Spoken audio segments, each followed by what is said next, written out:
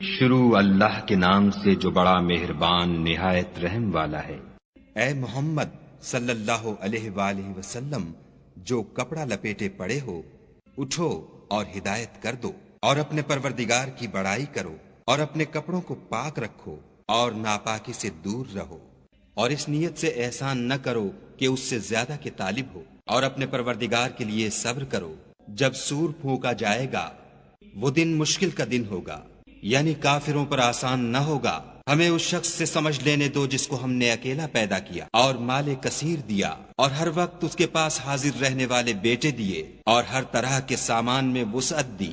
ابھی خواہش رکھتا ہے کہ اور زیادہ دیں، ایسا ہرگز نہیں ہوگا۔ یہ ہماری آیتوں کا دشمن رہا ہے، ہم اسے صعود پر چڑھائیں گے۔ اس نے فکر کیا اور تجویز کی، یہ مارا جائے، اس نے کیسی تجویز کی، پھر یہ مارا جائے، اس نے کیسی تجویز کی، پھر تأمل کیا، پھر تیوری چڑھائی اور منہ بگاڑ لیا، پھر پشت پھیر کر چلا اور قبول حق سے غرور کیا، پھر کہنے لگا یہ تو جادو ہے جو اگلوں سے متصل ہوتا آیا ہے، پھر بولا یہ خدا کا کلام نہیں بلکہ بشر کا کلام ہے، ہم ان قریب اس کو سقر میں داخل کریں گے۔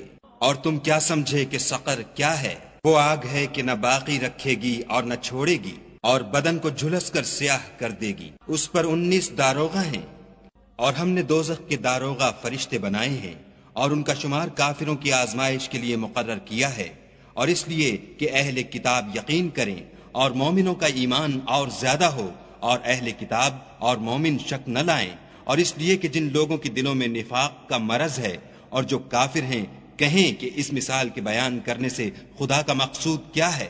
اسی طرح خدا جس کو چاہتا ہے گمراہ کرتا ہے اور جس کو چاہتا ہے ہدایت دیتا ہے، اور تمہارے پروردگار کے لشکروں کو اس کے سوا کوئی نہیں جانتا، اور یہ تو بنی آدم کے لیے نصیحت ہے۔ ہاں ہاں، ہمیں چاند کی قسم، اور رات کی جب پیٹھ پھیرنے لگے، اور صبح کی جب روشن ہو، کہ وہ آگ ایک بہت بڑی آفت ہے، اور بنی آدم کے لیے موجب خوف، جو تم میں سے آگے بڑھنا چاہے یا پیچھے رہنا چاہے۔ ہر شخص اپنے اعمال کے بدلے گرو ہے، مگر داہنی طرف والے نیک لوگ کہ وہ باغہائے بہشت میں ہوں گے اور پوچھتے ہوں گے، یعنی آگ میں جلنے والے گناہ گاروں سے، کہ تم دوزخ میں کیوں پڑے؟ وہ جواب دیں گے کہ ہم نماز نہیں پڑھتے تھے اور نہ فقیروں کو کھانا کھلاتے تھے، اور اہل باطل کے ساتھ مل کر حق سے انکار کرتے تھے، اور روز جزا کو جھٹلاتے تھے، یہاں تک کہ ہمیں موت آ گئی۔ تو اس حال میں سفارش کرنے والوں کی سفارش ان کے حق میں کچھ فائدہ نہ دے گی۔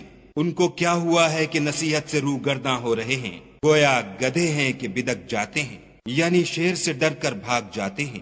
اصل یہ ہے کہ ان میں سے ہر شخص یہ چاہتا ہے کہ اس کے پاس کھلی ہوئی کتاب آئے، ایسا ہرگز نہیں ہوگا۔ حقیقت یہ ہے کہ ان کو آخرت کا خوف ہی نہیں، کچھ شک نہیں کہ یہ نصیحت ہے۔ تو جو چاہے اسے یاد رکھے، اور یاد بھی تبھی رکھیں گے جب خدا چاہے، وہی ڈرنے کے لائق اور بخشش کا مالک ہے۔